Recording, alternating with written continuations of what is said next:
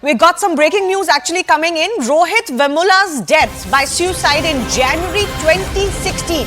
Remember, that had triggered nationwide protests over alleged discrimination against him in university and other Dalits in universities. Now, in a closure report submitted to the Telangana High Court, the state police has said that Rohith was actually not a Dalit and that he died or killed himself because he was afraid of his real caste identity coming out. My colleague Swastika Das is joining us. Swastika, this was a very contentious case, but the findings or the closure report is going to be a complete departure from what the politics on the case was.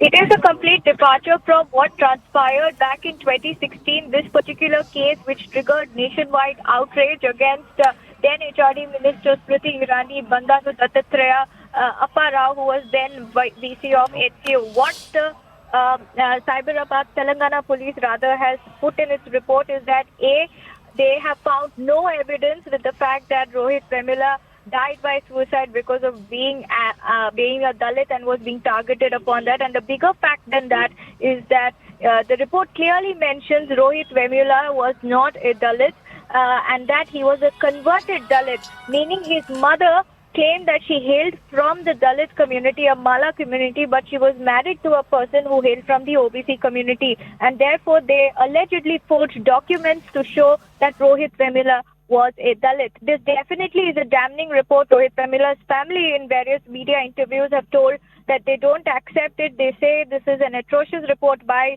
the Telangana government, and in all likelihood, they're also likely to meet the Chief Minister of Telangana, Revanth Reddy. They've called this report as a forged report by the Telangana police, but the closure report in itself, which has been filed before the court, says otherwise. It clearly says that Rohith Vemula was not a Dalit, and therefore the suicide that triggered nationwide protests was not because of the fact that he was a Dalit, that he was targeted for being a Dalit. The biggest point after this is the fact that the report clearly mentions Rohith Vemula was allegedly afraid of revealing his caste status, and therefore to avoid any kind of backlash, he died by suicide. There are other reasons that have also been investigated upon, but it clearly says he was not targeted because he is not from Dalit community. No, this is going to be extremely important, not just because of the kind of protests and allegations that swirled around at that time, but we are in election season.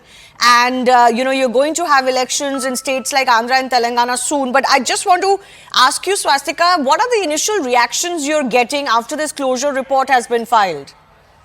Well, the BJP leader spoke to Ramchandra Rao, who was also named as an accused initially, says that this comes as the fact that truth has prevailed. You've seen Amit Malviya also tweet the same.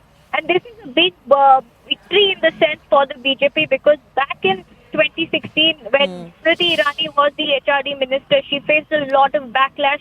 Bandanu Dattatreya, who was the Secunderabad MP, was also came under fire. In fact, you had Rahul Gandhi, Arvind Kejriwal, all the leaders from the opposition come down to Hyderabad Central University, and it was a story that created ripples across the country. The narrative that Rohith Vemula was in fact attacked, targeted, and selectively picked because he was Dalit, which forced him allegedly to die by suicide, is something that now stands completely nullified by this report, which clearly says that they are closing the case on the grounds that there is no evidence, and the biggest factor in that is the fact that Rohith Vemula was allegedly not a Dalit and that his family forged documents to show that he was from a Dalit community.